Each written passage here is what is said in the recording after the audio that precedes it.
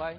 Estamos prontos. A aula passada teve como tema a primeira e segunda leis de Newton. Aprendemos que existem apenas dois tipos de grandezas físicas, as escalares e as vetoriais. Todas as grandezas que você vier a estudar na física ou são escalares ou são vetoriais.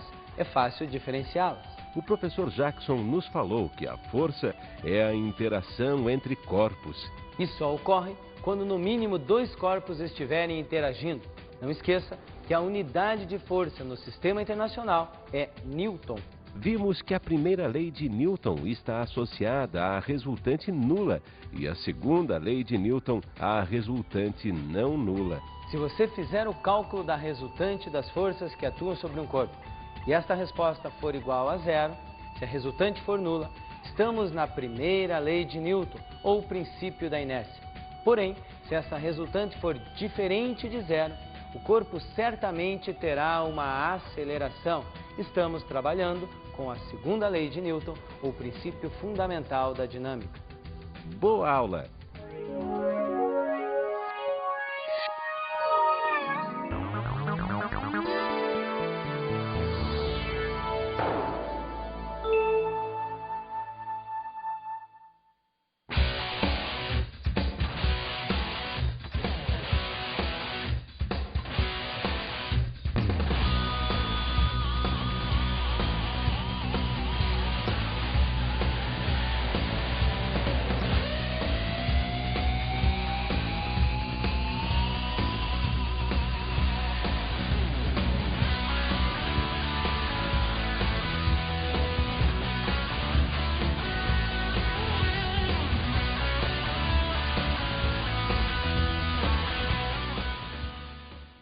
Oi, como vai?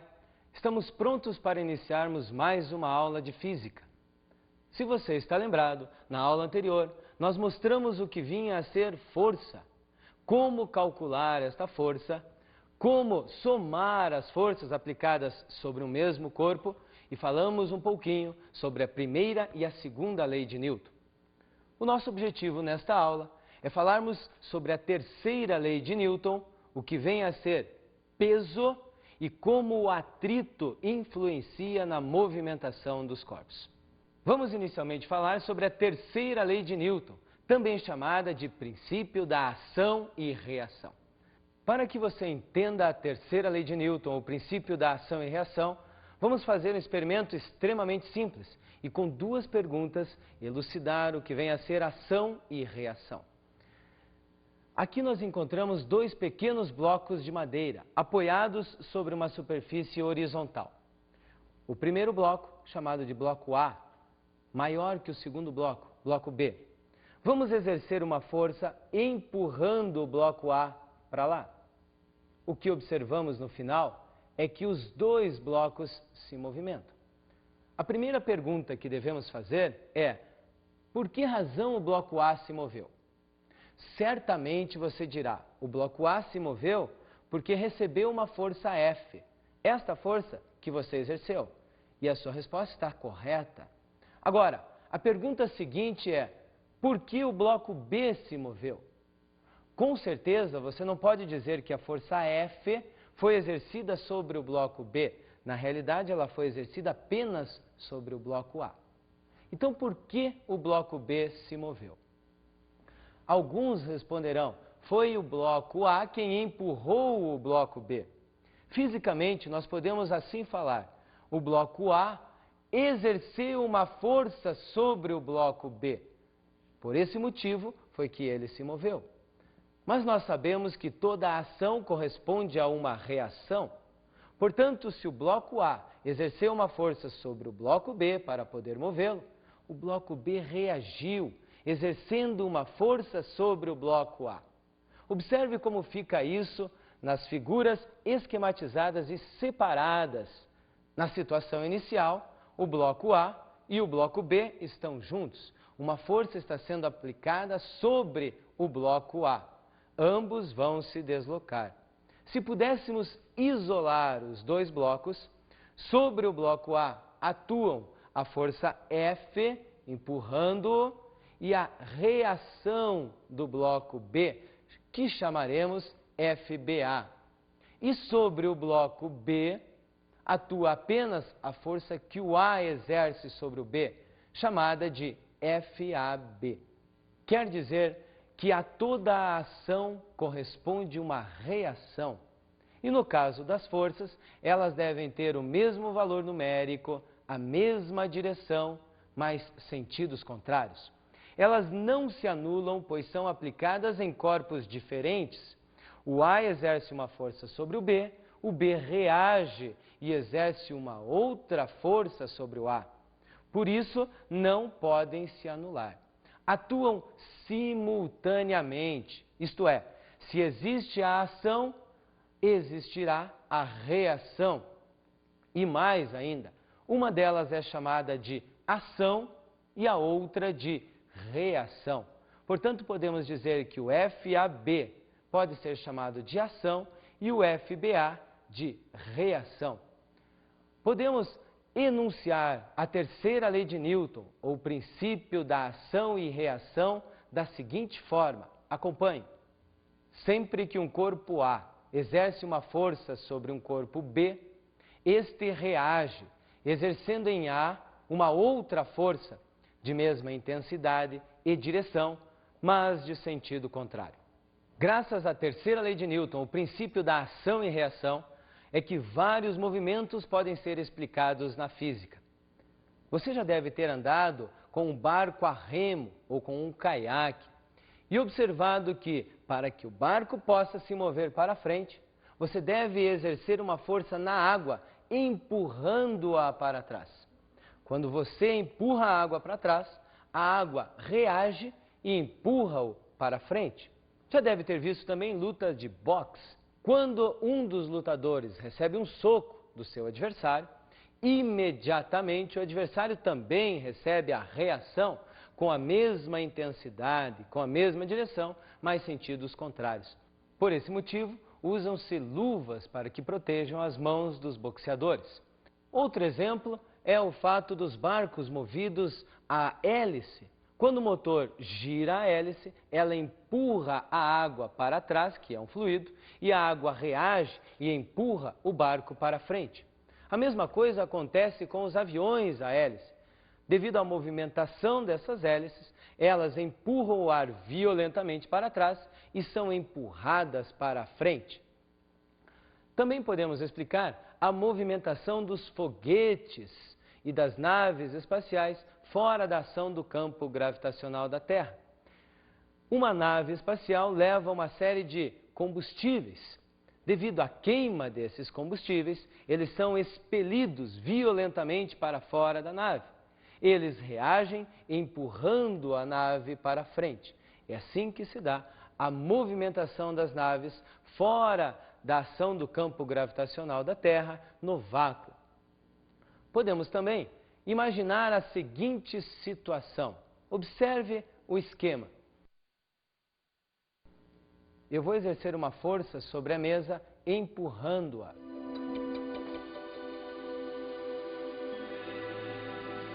Na realidade, você viu eu me afastando da mesa. Mas não fui eu que exerci uma força sobre a mesa? Ela não deveria se deslocar?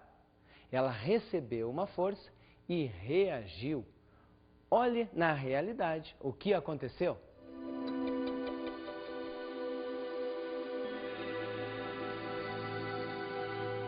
Observando o que realmente aconteceu na experiência, podemos comprovar a existência da ação e da reação. A ação fui eu que exerci sobre a mesa. Ocorreu a reação da mesa e eu recebi essa reação. Por esse motivo, fui empurrado para trás. Como estava sobre rodas, sobre um skate, houve um deslocamento para trás. Se você quiser brincar, você e mais um colega, de mesma massa, ambos sobre skate ou sobre patins, um empurra e o outro recebe o empurrão. Observará que os dois irão se deslocar. Se vocês tiverem as mesmas massas, o deslocamento será igual para os dois. Também podemos explicar a movimentação, o nosso andar, o nosso caminhar, através da ação e da reação. Na realidade, quando andamos, empurramos o chão para trás. Exercemos uma força no chão, empurrando-o para trás. O chão reage e nos empurra para frente. Por esse motivo é que podemos andar com muita facilidade. A explicação do impulso necessário para a movimentação de um patinete, comum entre as crianças hoje em dia, também é explicada através da terceira lei de Newton, o princípio da ação e reação. Para adquirir esse impulso, devemos empurrar o chão para trás com uma certa força. O chão retorna esta força para nós, a reação, e nós nos movemos para frente. Assim,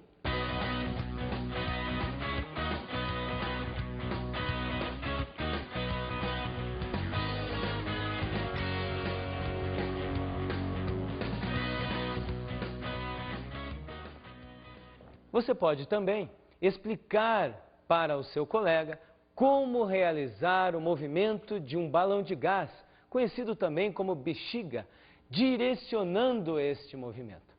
Todos nós sabemos que ao encher um balão de gás, este balão não terá uma direção definida, não terá um sentido determinado. Observe.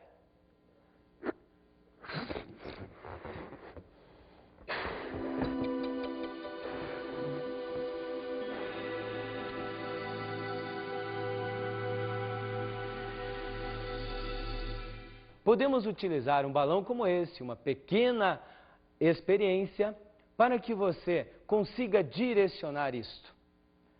Nós devemos ter os seguintes materiais.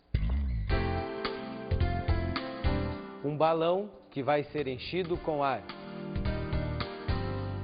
Canudinhos comuns de refrigerante, que você deve cortá-los ao meio. Um apenas é suficiente. Fitas adesivas, um pequeno pedaço. E uma linha de pesca comum. Vamos pegar alguns metros desta linha. Os 3 ou 4 metros é suficiente.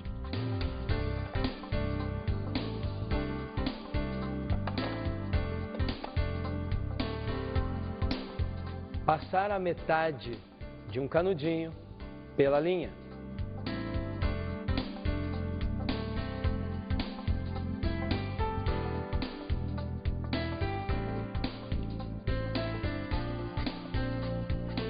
Cortar alguns pedaços, 2 são suficientes, da fita adesiva.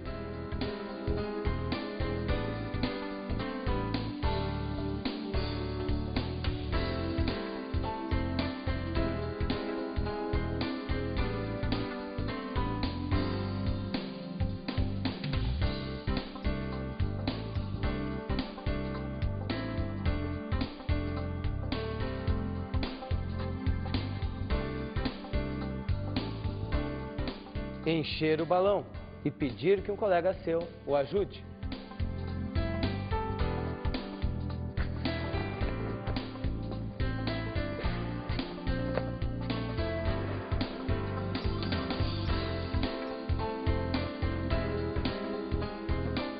Depois que o balão estiver cheio, fixe-o no canudinho usando as fitas adesivas.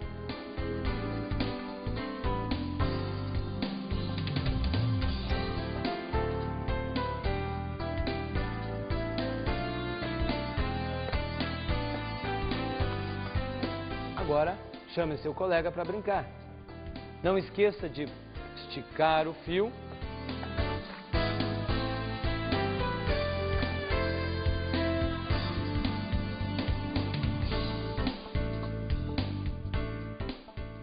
A simples brincadeira que você acabou de ver é o princípio de funcionamento dos aviões a jato. As turbinas expelem o ar com muita força, que empurram o avião para frente. Nesse nosso caso, a bexiga foi empurrada em linha reta em virtude do fio que fez a sua condução. Vamos fazer um pequeno intervalo, voltamos daqui a pouco.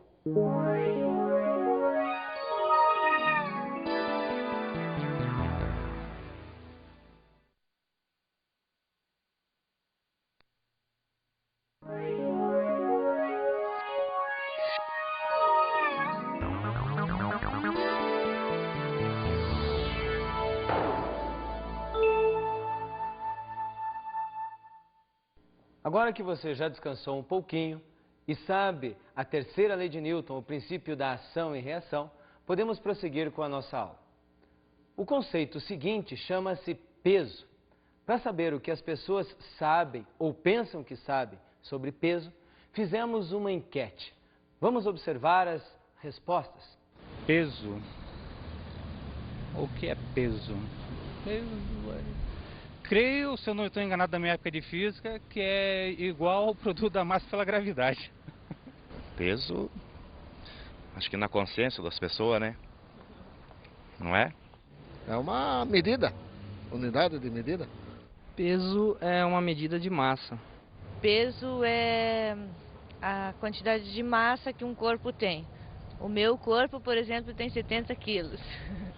Na realidade, para que você entenda peso, e peso é uma força, nós devemos pensar na Terra. Ao redor da Terra existe um campo gravitacional. Todo e qualquer objeto próximo deste campo gravitacional sofre a influência da Terra. Esta influência aparece sob a forma de uma força. Por esse motivo é que todos os corpos próximos da Terra são atraídos pela Terra. Por esse motivo que os corpos caem. Se soltarmos esse objeto, você dirá que ele irá cair, é claro. Cai devido à ação da força peso sobre ele. Esta força irá provocar uma variação no seu estado de movimento, uma alteração na sua velocidade. Portanto, existe uma aceleração que atua sobre esse objeto, puxando-o para baixo. Esta aceleração é chamada de aceleração da gravidade. Portanto, peso é a força com que a Terra atrai todos os corpos que estão próximos da sua superfície, dentro do seu campo gravitacional. Podemos matematicamente definir peso assim: peso é a massa vezes a gravidade, onde m é a massa do corpo e deve ser expressa em quilograma. G é a aceleração da gravidade e deve ser expressa em metros por segundo ao quadrado. E P é a força-peso que no sistema internacional deve ser expressa em Newton. É importante que você saiba algumas observações a respeito da força-peso. Vamos a elas. Primeiro, ao nível do mar, a aceleração da gravidade vale aproximadamente 9,8 metros por segundo ao quadrado. É importante você saber que esta aceleração é válida apenas para a Terra. Na Lua, a gravidade vale aproximadamente 1,6 metros por segundo ao quadrado. Na grande maioria dos exercícios, esta aceleração da gravidade é arredondada para 10 metros por segundo ao quadrado. Segunda observação: massa é constante e característica do corpo. Isto é, em qualquer lugar do universo aonde você for, a sua massa será sempre a mesma. Apenas o peso é que vai mudar, porque o peso depende da gravidade. Terceira observação: o peso do corpo depende do local aonde é medido. Isso acontece porque a gravidade em cada planeta, em cada satélite, é diferente. Por isso, se você quer reduzir o seu peso, basta dar um pulinho até a Lua. Quarta observação: o peso, como a força, é uma grandeza vetorial, com direção vertical e orientada para o centro da Terra. É por esse motivo que os objetos em toda a Terra sempre caem direcionados verticalmente para baixo, seja no Brasil, nos Estados Unidos, no Japão ou na Austrália. Quinta observação: pelo princípio da ação e reação, a Terra atrai o corpo com a força P e o corpo atrai a Terra com a força menos P. Observando a figura a seguir, percebemos que este bloco é atraído pela Terra com uma certa força P e o mesmo bloco atrai a Terra com a mesma força com que ele é atraído por ela. Porém, é óbvio que a massa da Terra, por ser muito maior que a massa do objeto não se desloca em direção ao objeto, e sim, o objeto se desloca em relação à Terra. Mas, se nós aumentarmos significativamente a massa desse objeto, considerando, por exemplo, a Lua e a Terra, as forças existentes de ação e reação são muito grandes. A Terra atrai a Lua com uma força muito grande. A Lua reage e exerce uma força sobre a Terra. A reação da Lua sobre a Terra você pode observar no movimento das marés. O próximo conceito é o de força de reação normal, também chamada de força normal. Para que você entenda, vamos colocar o bloco sobre a superfície horizontal. O bloco aqui continua sendo atraído pela Terra com a força peso. E a Terra continua sendo atraída pelo bloco com a força menos peso. Porém, o bloco agora está em contato com a mesa. Ele está fazendo uma compressão sobre a mesa. Esta compressão vai existir uma reação. Esta reação é chamada de reação normal do apoio, na grande maioria das vezes representada pela letra N. Observe a figura que esquematiza exatamente o que dissemos.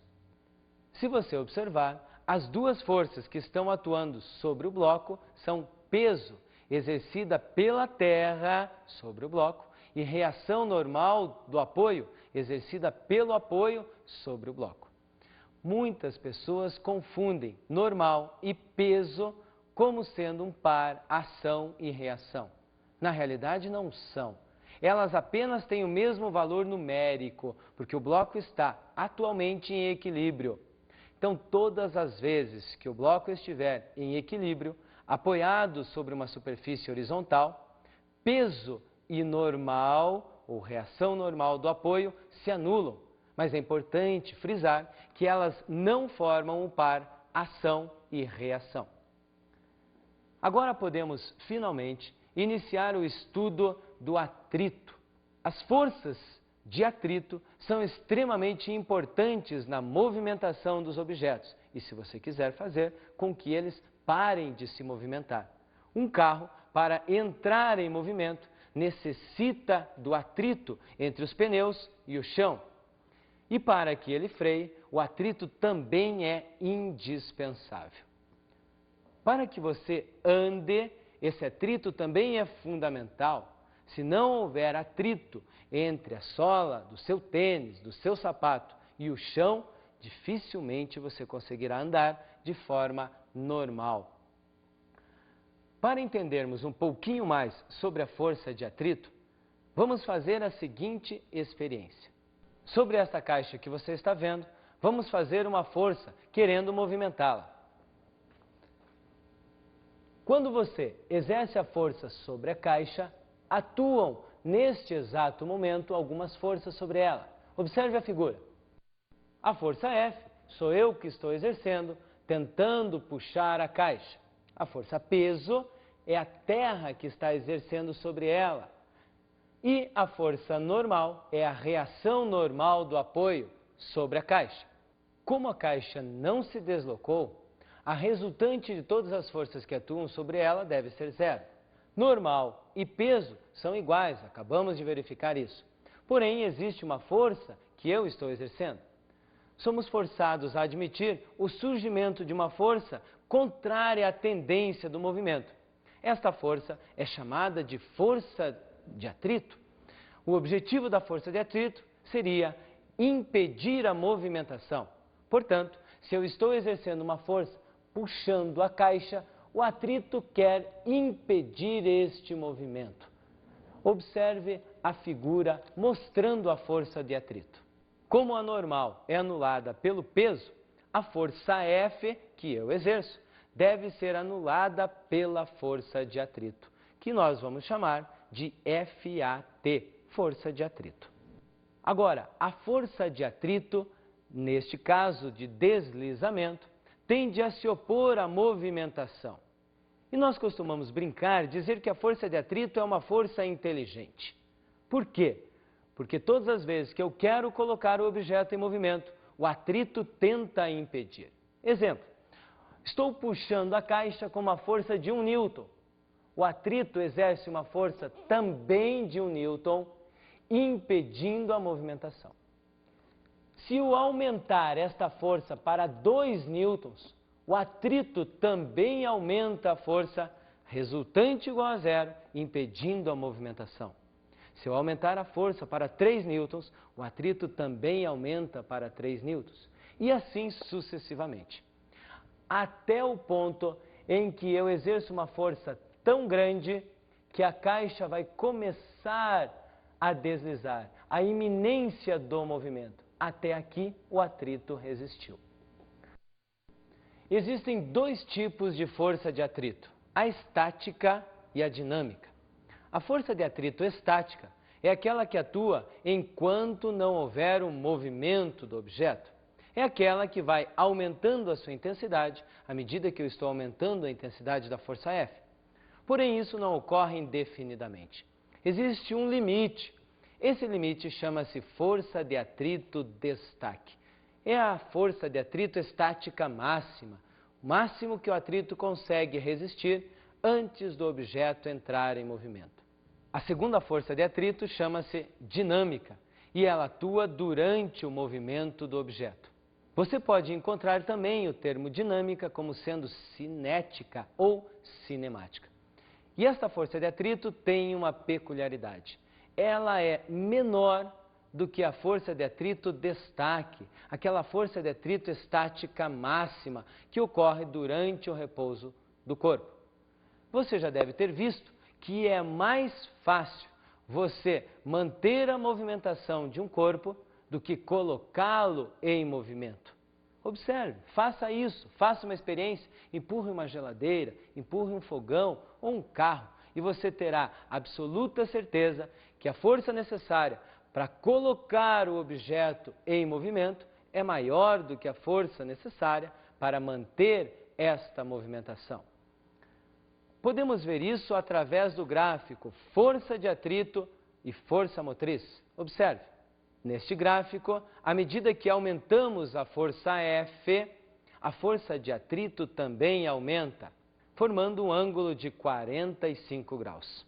Até o momento em que a força de atrito estática máxima seja atingida para aquele objeto.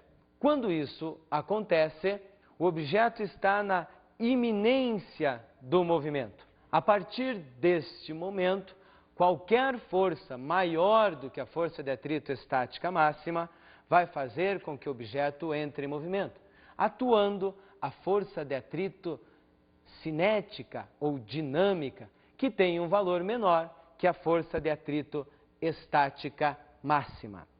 A força de atrito é proporcional à reação normal do apoio. Isto é, quanto maior a massa do objeto, maior o seu peso, maior a reação normal do apoio, maior vai ser o atrito. Podemos matematicamente definir o atrito da seguinte forma: força de atrito é igual a μ vezes a normal, onde esse μ é o coeficiente de atrito entre as superfícies de contato. É apenas um número adimensional, isto é, que não tem unidade. É importante que você saiba algumas observações sobre a força de atrito. Primeira, a força de atrito independe da área de contato entre as duas superfícies. Significa dizer que se eu colocar este bloco sobre esta superfície, desta forma ou desta forma, o atrito entre o bloco e a superfície sempre será o mesmo. Segunda observação, a força de atrito depende da natureza das superfícies em contato. Se você colocar este pequeno bloco sobre a superfície de acrílico, madeira com acrílico terão um tipo de atrito. Se você inverter o outro lado do mesmo bloco, mais áspero, com acrílico, certamente o atrito irá mudar. Terceira observação, o coeficiente de atrito estático é maior que o dinâmico. Para exemplificarmos o que acabamos de dizer, Fizemos uma tabela com algumas superfícies e os seus coeficientes de atrito. Primeiro, aço com aço. O coeficiente de atrito estático, 0,74, e o dinâmico, 0,57. Borracha dos pneus com asfalto seco. Coeficiente de atrito estático, 1. Coeficiente de atrito dinâmico, 0,80. Borracha com asfalto molhado. Coeficiente de atrito estático, 0,30. E coeficiente de atrito dinâmico, 0,25. O que a grande maioria dos motoristas ainda não sabe é a diferença entre o coeficiente de atrito dinâmico para o asfalto seco e o coeficiente de atrito dinâmico para o asfalto molhado. Isto faz com que a distância necessária para que você pare o carro seja muito maior no asfalto molhado, pois o coeficiente de atrito é muito menor. Quer dizer que todos os motoristas devem manter uma distância maior, diminuindo a sua velocidade, para que você não tenha problemas de colisões na traseira em dias de muita chuva. Portanto, em dias de chuva, como o asfalto molhado tem um coeficiente de atrito dinâmico muito menor do que o asfalto seco, você deve diminuir a velocidade e manter uma distância do carro da frente para evitar qualquer problema de colisão traseira. Vamos fazer uma pequena problematização do que nós temos visto até agora. Dois blocos A e B, de massas 2 kg e 3 kg, respectivamente, estão apoiados sobre um plano horizontal. Sendo F uma força horizontal constante de 20 newtons aplicada em A e o coeficiente de atrito entre os corpos e a superfície 0,2, calcule a aceleração adquirida pelo conjunto. O que nós acabamos de dizer está exemplificado nesta situação. Um bloco A e um bloco B. A força atuará apenas sobre o bloco A. Vimos que o bloco A será responsável por empurrar o bloco B, exercendo sobre ele uma força. Exatamente como estamos observando na ilustração. A força F é aplicada sobre o bloco A e o bloco A exerce uma força sobre o bloco B. Por esse motivo, o conjunto deve se mover.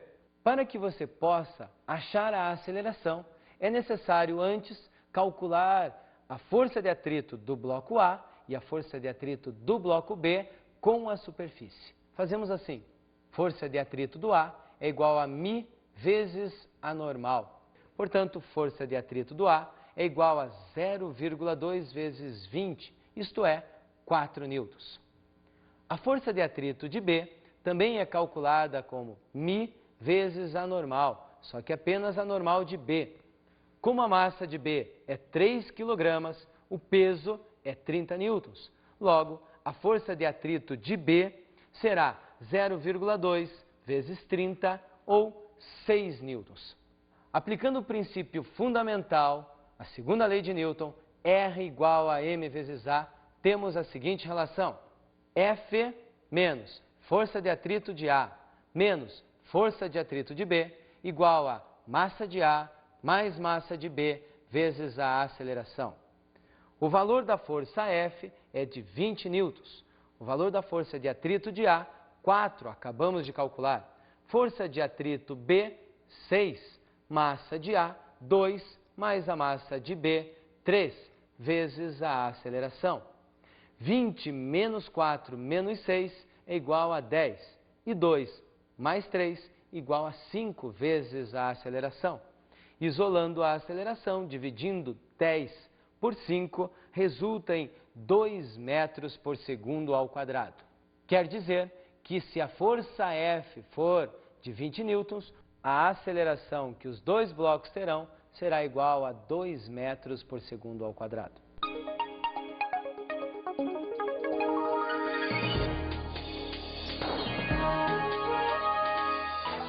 Leia com atenção o seu material didático, que fala um pouco mais sobre a terceira lei de Newton e a força de atrito.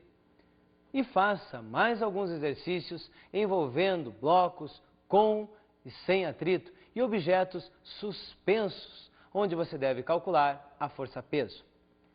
Estamos encerrando a nossa aula. Espero que você tenha aprendido um pouquinho mais sobre a física. Até breve!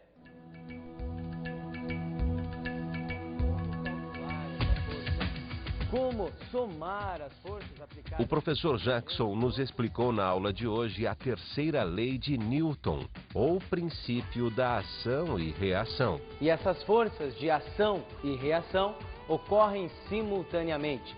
Têm a mesma direção, a mesma intensidade, mas sentidos contrários. Soubemos que a reação normal do apoio e o peso não formam um par ação e reação. A força-peso é exercida pela Terra e a reação normal é exercida pelo apoio. Por esse motivo é que as forças peso e normal, apesar de atuarem sobre o mesmo corpo, terem mesma direção, sentidos contrários e mesmo valor numérico, não se anulam. Portanto, não formam um par ação e reação. Aprendemos que o atrito é sempre contrário à tendência do movimento. A força de atrito quer sempre impedir o movimento da caixa vista por nós. Quer dizer que se eu exerço uma força tentando empurrar o objeto, esta força de atrito quer deter a movimentação deste objeto. Até a aula que vem!